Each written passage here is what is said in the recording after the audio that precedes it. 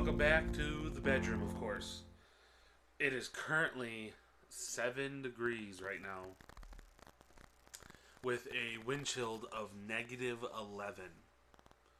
And I just got propane, so my heater hasn't been on.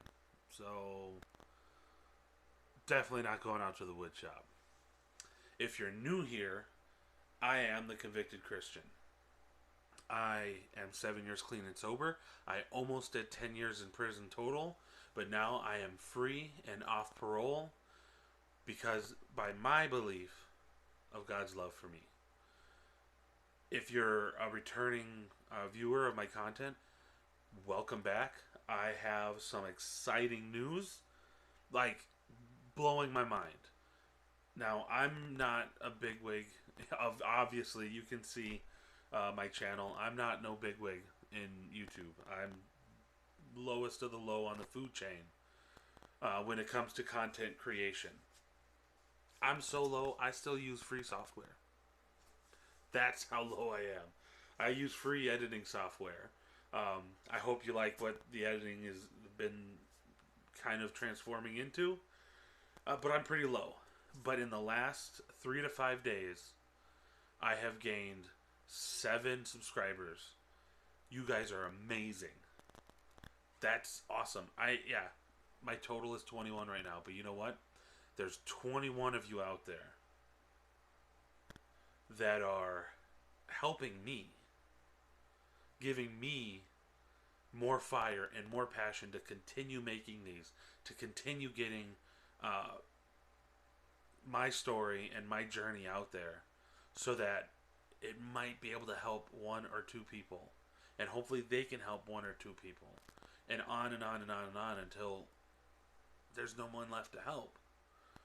But if it wasn't for you guys, if it wasn't for my wife, if it wasn't for this amazing support system I have behind me, which includes you, I probably would have quit already. Because I am definitely part of this day's generation of instant gratification and impatience. So I just wanted to say thank you guys so much for the likes, so much for the comments, so much for if anyone shared. You guys just blow my mind every time that I get on here to check to see how things are going and what direction I need to go. It just, I can't convey how inspirational it is to have a group of you guys behind me, a 5-time convicted felon. That's awesome. You guys are amazing. I'm gonna just keep doing what I'm doing and just plugging away at it, and let's see where we can take this, because this isn't about me. This is about all of us. This is about creating something, a movement of people that serve other people through their story, and then they can serve other people through their story until we've helped all the people that we can. And I don't want to be the face of that. You know, I'll tell my story, and if I need to be the one to kick it off, I'll be the one to kick it off. But it's not just me; it's you guys too. It's your guys' story. Continue this on. You don't have to make videos. You just need to share your story with anyone you think it might help. So thank you. From the bottom of this heart, thank you. Something that isn't normally talked about unless you're in some particular AA meeting or 12-step meeting is the chance of relapse if you're in addiction or alcoholism, or going back to prison, which is the recidivism rate in the population. Now, talking about going back to prison, the recidivism rate is astronomical, guys. within the first year, it's pretty high. I'm not going to name any stats. I have some, but I don't know how old they are, and I don't want to give out any false information. But the first year after prison, going back to prison, is pretty high, and it tapers off. But even by year 5, it's still kind of high. After year 5, it drops off pretty fast. But even up to year 5. And when it comes to relapsing, I don't know if I've ever met somebody in recovery that hasn't relapsed. And I want you to keep that in mind while you listen to this video. And think about that. I know people that have had 30 years. 30 years. And sometime in their past they had relapsed. And built back 30 years. It's not like 30 years with a relapse in there. Oh, they had time, they relapsed, and built another 30 years after that. Or they relapsed multiple times and built 30 years. So keep that in mind when we talk about this. And I don't understand why people don't like to talk about relapsing and recidivism and stuff like that, because if you look at the statistics, the chance is high for both cases. And if you're in one, the chance of you being part of the other are also high. So I don't know why we don't talk about it more. I don't know why we don't hash it out so that we know what to do afterwards. Because I know for me, basically what I was told was, if you fall off the wagon, well, then you start back at 1 and act like nothing happened and just keep going. Well, that doesn't really work. Because it all depends on what the relapse or what brought you back into prison was. It all really depends. Now, if it's something like you just completely fell off the bandwagon and you disregarded all of the steps you've taken up to that point, yeah, maybe you do need to start back at the beginning. Maybe you blew some smoke, faked it till you made it, and decided not to do it no more, and then wanted back into the club. Okay, yeah, maybe you need to start at the beginning. You need to pay them dues again. But sometimes there's things in our life that I don't like the word trigger us, because that seems too much of a buzzword. But there are a lot of things that can lead us there. Don't cause us to do it, but it can lead us to the edge of the cliff and make us feel like there's no other option than jumping off of it. In some of those situations, I don't think we need to start back at 0. I don't think we need to retrace our steps all the way to the beginning and start it all over again. Because we're not only dragging ourselves back, we're dragging those around us that love us. The support group that surrounds you also has to go back with you. Because they can't support you the same way at step 1 as they did in step 8 or step 4 or step 11, wherever you are in your journey. So we got to really talk about it. And one of the things that I've noticed within myself as well as others is that we mess up and we take it almost harder than anyone else, or take it out on ourselves harder than anyone else. Because once you've admitted the fact that, hey, I'm really struggling to either not drink, not use, or I'm really struggling to not go back to, slinging dope or doing anything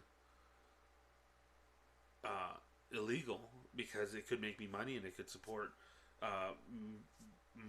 my loved ones and myself.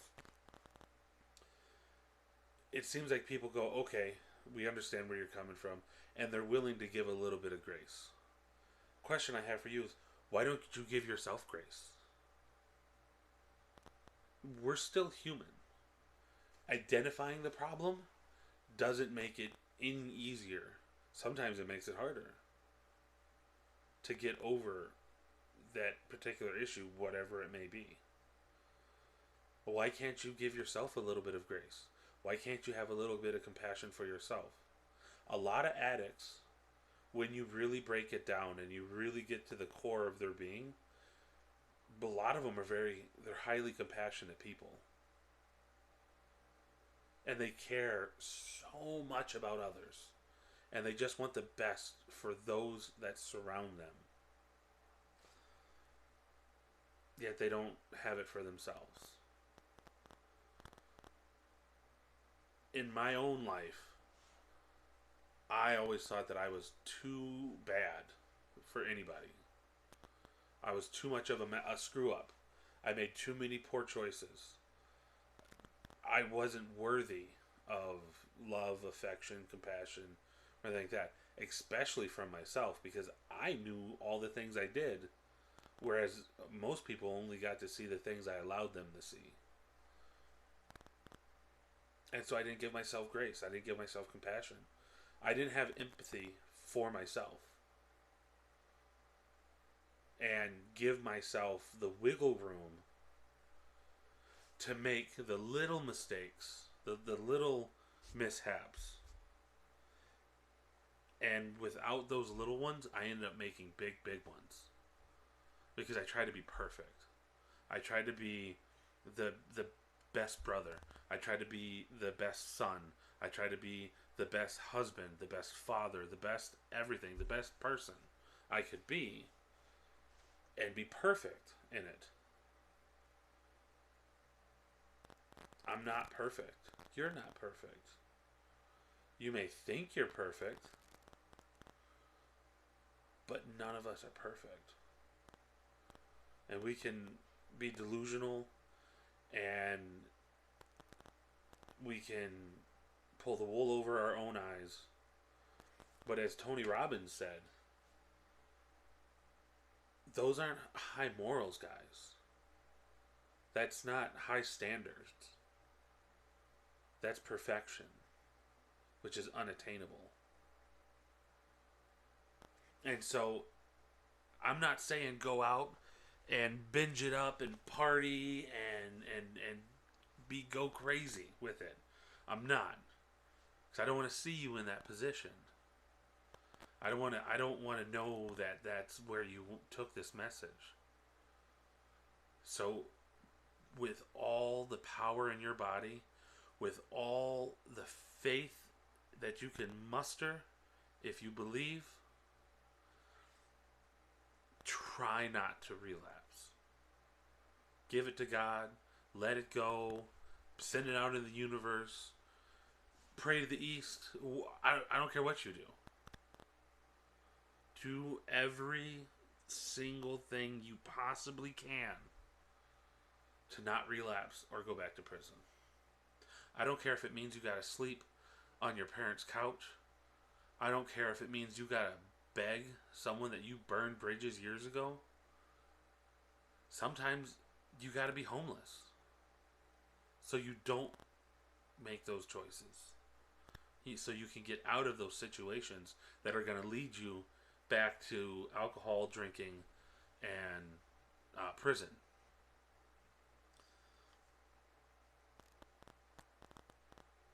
But if you do mess up, if you do relapse, if you do end up going back to prison, which doesn't necessarily mean you committed a new crime. I know how that works. Parole, extended supervision, whatever you call it, bifurcated sentencing, whatever you call it in your area, doesn't necessarily mean you committed a new crime. And I really hope you didn't.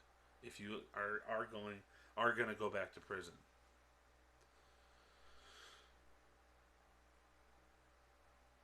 It's not the end of the world, guys. Give yourself some grace. Give yourself some compassion. If you saw somebody else in the same boat, if you saw somebody else make the same small mistake that you made, how would you treat them? good? I hope so. Treat yourself that way. Turn it around, flip the script on it, and treat yourself that way. And it's going to be hard. If you've been just laying into yourself for years upon years, it's not a switch you can flip. It's not a light bulb you can screw in. It's not an overnight thing. You got to work at it. But mistakes don't mean the end. The mistakes just means you have more to learn.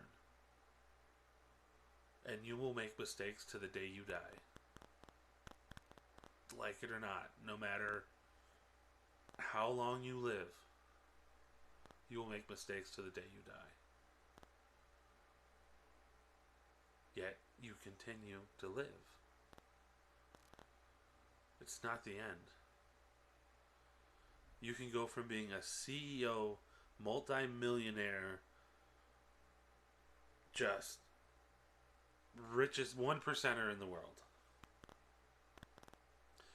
And you can lose it all. And end up homeless, broke, with no one with you. And you know what? It's still not over. You know how I know? I may not have been, okay, let me rephrase that. I may not have been the CEO, multi-millionaire, greatest life ever. No. But at one point, you know, I had a car. I was married in a previous marriage. And I had a job. You know, it wasn't a perfect life. And my marriage was failing by far. But when I ended up making a mistake and going back to prison, when I got out, I was homeless. I didn't have any money. I didn't have any prospects. I didn't have any job leads. I had nothing. And it still wasn't over. It still wasn't over. So no matter where you are right now, if you've just relapsed, if you just did something that might get you sent back to prison, it's not over. Look at where you are. Be honest with yourself. Do you need to start back in the beginning? Step 1, accountability? Or can you get back up on your feet, recognize what you did wrong, and start back where you were before the relapse? And when you learn that answer, that's where you start. That's where you go from there.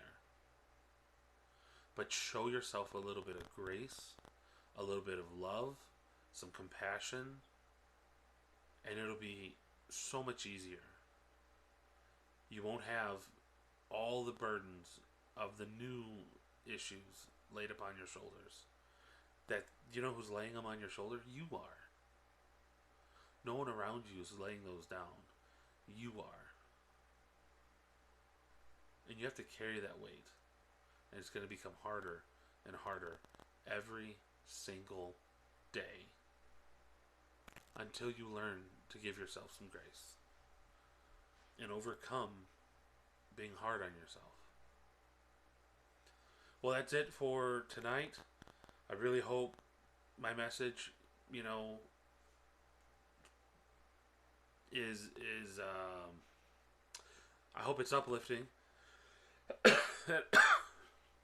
I hope it inspires, and I hope that it I can't think of the word, it's right on the tip of my tongue, but I hope it sparks something inside you, and it really speaks to you, because it speaks to me. I'm even the one that spoke it.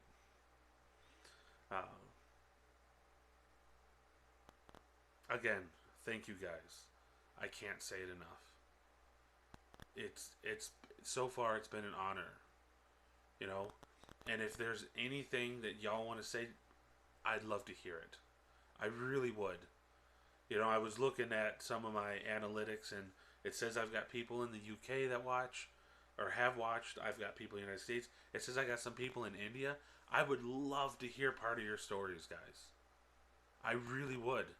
And for those that would like me, to answer any questions, send them my way. I got no problem with that. Because, again, this isn't just about me. It's about us. We need to be a community. There's so many communities out there. And I want to start a community that isn't just about one thing or another. I want it to be the people that are outcasts and considered miscreants and delinquents and the black sheep. Come on, let's build this community, guys. And let's do this together. Because if we're going to change the world, we have to give ourselves some grace and change ourselves.